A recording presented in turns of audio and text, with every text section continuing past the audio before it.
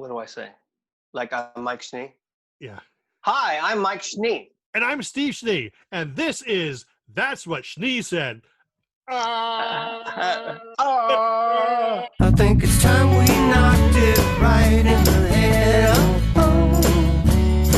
That's what Schnee said. Not recorded in front of a live audience. Dracula Has Risen from the Grave, the best Dracula death in, I think, all the Christopher Lee movies.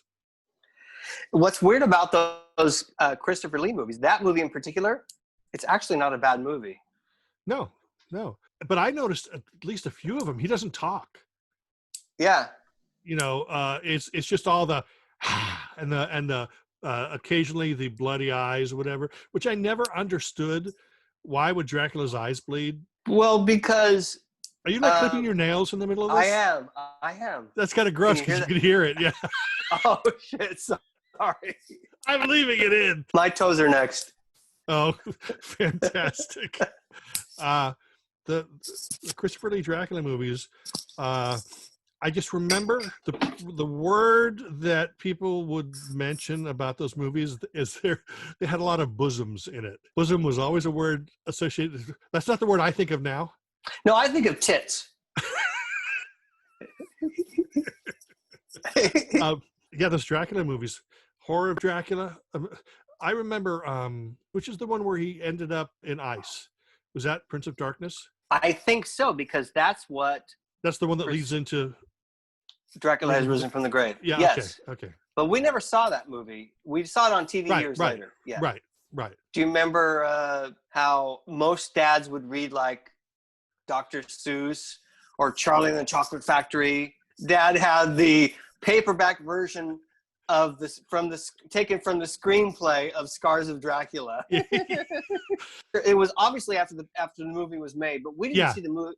The movie didn't come to America until a year later. We didn't even see it then. We saw it many years later, but it was actually probably only like 3 or 4 or 5 years later.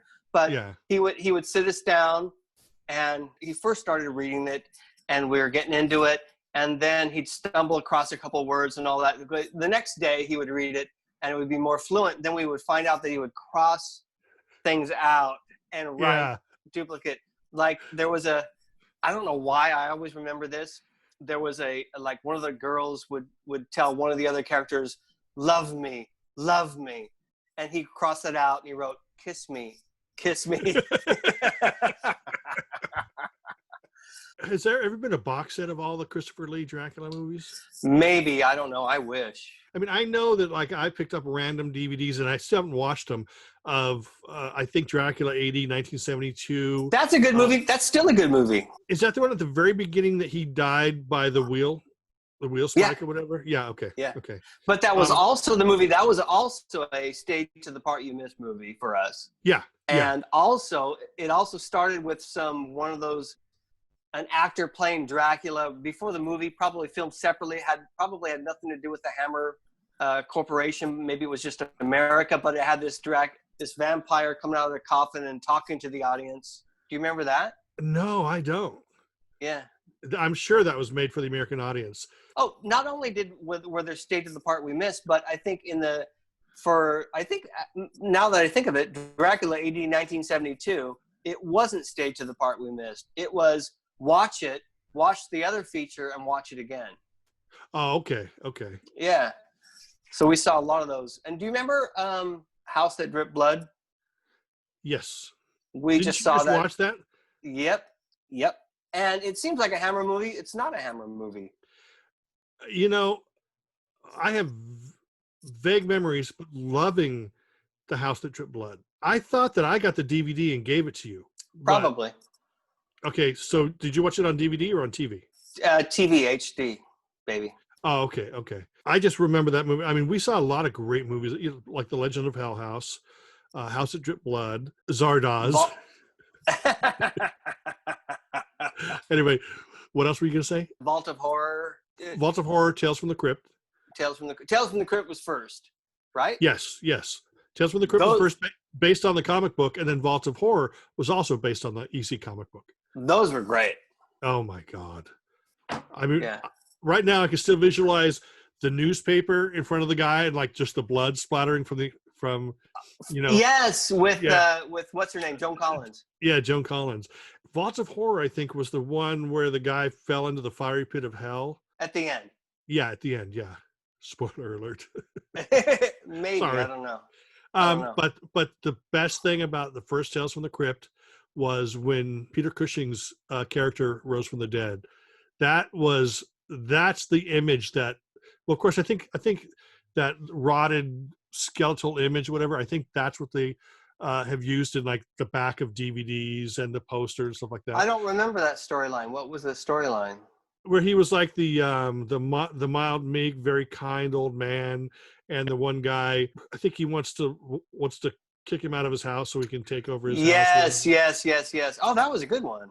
Yeah, and then Peter Cushing's character rises from the grave, and basically, I mean, you don't see it on screen, but you see when the man is discovered, you see like blood, you know, over this area, or whatever, and you see his like beating heart on the desk because Peter Cushing. Yes, absolutely. That was a good one. Yes. Yeah. Oh, okay. There's two others that I remember that I remember since then. One was the blind guy with the dog that ran. Oh my gosh, yes. Okay. What was that? Was that Tales from the Crypt or was that Vault of Horror?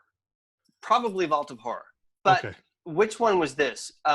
It was the old fable with the three wishes. It was the bear's claw donut. The monkey's paw. Yes, bear's paw. That was. I think that was Tales from the Crypt. That was great because that was where I first learned of the word embalmed. That's where I first learned about embalming because spoiler alert. Somebody was dead and somebody made a wish that he was alive forever and ever and ever. I think she said in that accent. And then he was just in pain because he was embalmed and Dad said, well, he's embalmed and that hurts or something like that. Yeah. It's going to be painful. Whatever. You see, Dad, I think, would usually go to Tales from the Crypt, Vaults of Horror. I'm surprised he didn't go with us to some of the last couple Planet of the Apes movies, but I guess I understand. Me too. Yeah. But exactly. I totally understand why he would drop us off for the Doberman Gang and the second Doberman Gang Returns. He went with us to see Dirty Mary Crazy Larry, featuring an uncredited cameo from Roddy McDowall, but I'm not sure. I don't think he did. Okay. I know he didn't see frogs. Nope.